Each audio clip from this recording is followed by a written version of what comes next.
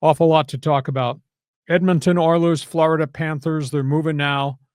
Edmonton's in big trouble. They're down 3-2, got beat at home, got beat badly at home the other night. Edmonton plays Tuesday against the Florida Panthers. They trail 3-2. You may have Connor McDavid, you may have Leon Draisaitl, two superstars. You've done a good job adding players who are role players, second line, third line. Defense is deeper. The Oilers have been betrayed by goaltending. As good as Stuart Skinner can be in this chunk of time, there's these problems in postseason games where he gives up sloppy goals, cheap goals, bad goals, and they keep yanking him.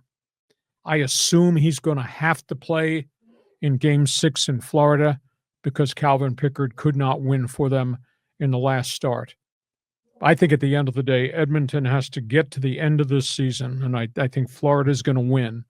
Edmonton is going to have to go find somebody different in goal because this will be 3 years running that they've gotten deep into the postseason only to have the goaltending betray them along the way. So that's a big issue there.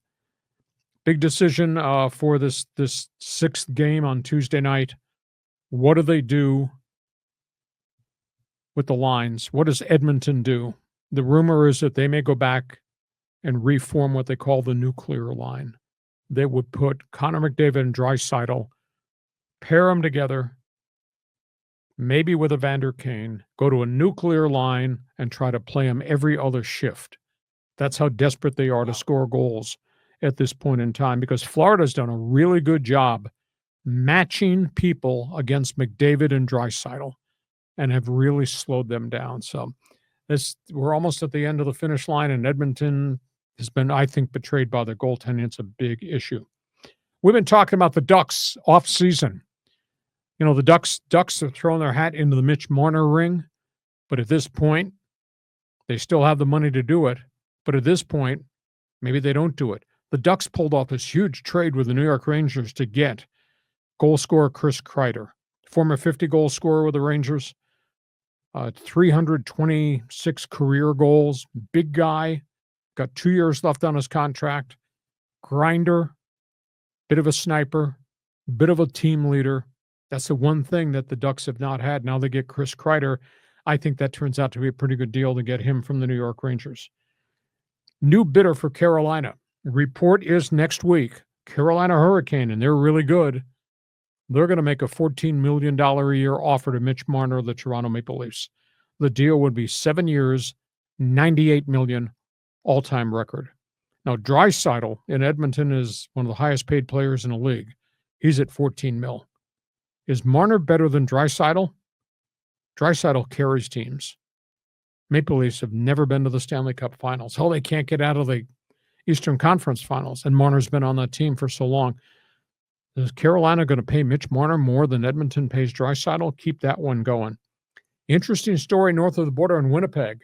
They got bumped out of the playoffs. They're looking for more goal scoring. There's a budgetary limit as to what they can spend. They're talking to Jonathan Toews. Jonathan Toews is a captain, a really great player for the Chicago Blackhawks. He missed 2 years with a muscular health issue. Thought he was retired, has done a recovery program, wants to come back and play, won't play for the Blackhawks. Winnipeg seems to have the inside track to get him. And he's got 372 career goals. Sat out 2 years because of this muscular disorder. They've solved it. Boy, Winnipeg got him. What a great addition. He's a really good player, longtime player, really kind of a leader. So, John, we got all things NHL hockey. Don't throw the puck over the plexiglass. You get a 2-minute delay of game penalty. So take your best shot and make sure you put it on net. Okay, so both games 6 and 7 are in Florida, right? No.